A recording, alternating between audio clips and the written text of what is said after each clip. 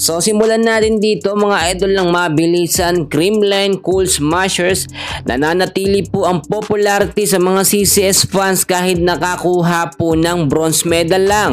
Ang PLDT High Speed Hitters nakakuha ng gold medal pero hindi ganun kasikat. Pag-uusapan natin mga kaibigan ang nalapit din na PVL Invitational at ang magiging unang laban ng Creamline, adjustment at sistema na panibago ng CCS malalaman natin.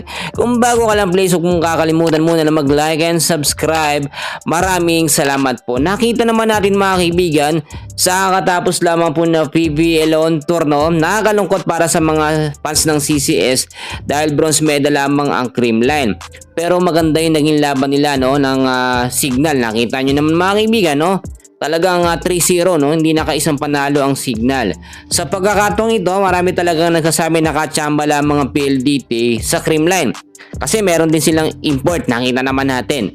Pero kung puro Pilipino lang mga kaibigan ang maglalaro sa PLDT, 100% na panalo ho ang CCS. At sa pagkakataong yon, hindi rin kasi ginamit o nakapaglaro si Tots at si BDL. So understandable naman yung pagkatalo ng Creamline kontra sa PLDT at kahit bronze medal okay lang. So eto mga kaibigan, kaya ho mas sikat na sikat ngayon ang CCS. Kahit bronze medal lamang sila, sila ho ang center of attraction. Kasi nga ang CCS ay tinaguri ang champion team, Kahit anong mangyari, kahit matalo sila, nananatili ho ang kanilang mga supporters, kanilang mga fans. Talagang hindi ho sila iniiwanan. Ang PLDT naman, marami pang kinakailangang patunayan yan para mapantayan nila ang kasikatan po ng CCS. Sa nalalapit naman po na PVL Invitational mga kaibigan, ay nangako po ang CCS na babawi sila.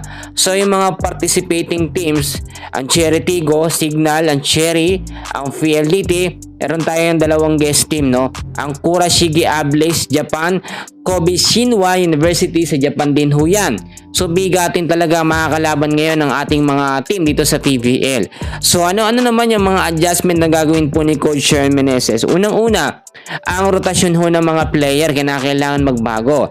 At gayon din, chinecheck din yung update patungkol nga po dito kay Tots at kay BDL kung ito ay makakapaglaro. Kapag nakapaglaro yung dalawa na yan, 100% ay malaki ang chance ng CCS na magkampiyon.